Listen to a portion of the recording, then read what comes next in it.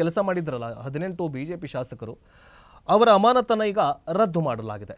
6 ತಿಂಗಳವರೆಗೆ ಅಮಾನತು ಮಾಡಲಾಗಿತ್ತು. ಆದರೆ 2 ತಿಂಗಳಿಗೆ ಮಟ್ಟಿಗೆ ಅವರನ್ನು ರದ್ದು ಮಾಡಿ ತಕ್ಷಣದಿಂದ ಸಸ್ಪೆನ್ಷನ್ ಆರ್ಡರನ್ನು ವಾಪಸ್ ಪಡೆದು ಆದೇಶವನ್ನು ಹೊರಡಿಸಲಾಗಿದೆ.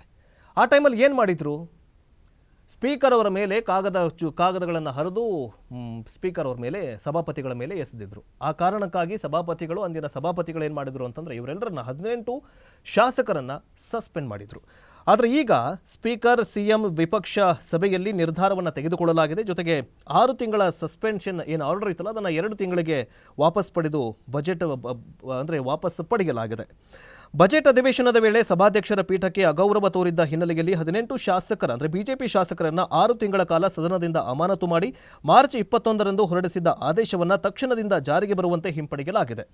ಈ ಜಾರಿಗೆ ಬರುವಂತೆ ಈಗಾಗಲೇ ಈ ಮೂಲಕ ಬಿಜೆಪಿ ಶಾಸಕರಿಗೆ 2 ತಿಂಗಳ ಬಳಿಕ ಅಮಾನತು ಶಿಕ್ಷೆಯಿಂದ ಮುಕ್ತಿ ಸಿಕ್ಕಂತಾಗಿದೆ.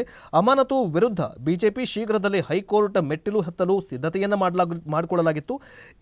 ಇದರ ಬೆನ್ನಲ್ಲೇ ಭಾನುವಾರ ಸಂಜೆ ವಿಧಾನಸೌಧದಲ್ಲೇ ವಿಧಾನಸಭೆ ಸಭಾಧ್ಯಕ್ಷರಾಗಿರುವಂತಹ ಯುಟಿ ಖಾದರ್ ಜೊತೆಗೆ ಅಧ್ಯಕ್ಷತೆಯಲ್ಲಿ ನಡೆದಂತಹ ಸಭೆಯಲ್ಲಿ ಮುಖ್ಯಮಂತ್ರಿ ಸಿದ್ದರಾಮಯ್ಯ ಕೆಲವೊಂದಿಷ್ಟು ವಿಪಕ್ಷ ನಾಯಕರ ಜೊತೆಗೆ ಸಭೆಯನ್ನ ಮಾಡಿದ ನಂತರ ಈ ಒಂದು ಆದೇಶವನ್ನು ಈ ಒಂದು ನಿರ್ಧಾರವನ್ನು ತೆಗೆದುಕೊಳ್ಳಲಾಗಿದೆ. ಹಾಗಾದ್ರೆ ವಿಪಕ್ಷ ನಾಯಕ ಆರ್ ಅಶೋಕ್ ಏನು ಹೇಳಿದಾರಂತ ನೋಡ್ಕೊಂಡು ಬನ್ನಿ.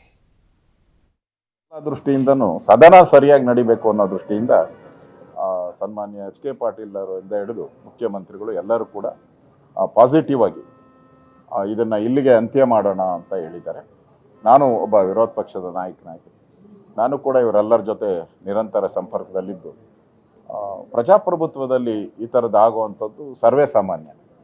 ಅದನ್ನು ಎಲ್ಲರೂ ಕೂಡ ಪಾಸಿಟಿವ್ ಆಗಿ ತಗೊಂಡು ಕೆಲಸ ಮಾಡಬೇಕು ಅನ್ನೋ ದೃಷ್ಟಿಯಿಂದ ಸದನದ ಗೌರವ ದೃಷ್ಟಿಯಿಂದ ಮಾತಾಡಿದ್ದೀನಿ. ಮುಖ್ಯಮಂತ್ರಿಗಳು ಅದಕ್ಕೆ ಸ್ಪಂದನೆ ಮಾಡಿದ್ದಾರೆ, ಸ್ಪೀಕರ್ ಅವರು ಸ್ಪಂದನೆ ಮಾಡಿದ್ದಾರೆ. ಸುಖಾಂತ್ಯ ಆಗುತ್ತೆ ಅನ್ನೋ ವಿಶ್ವಾಸ ಇದೆ.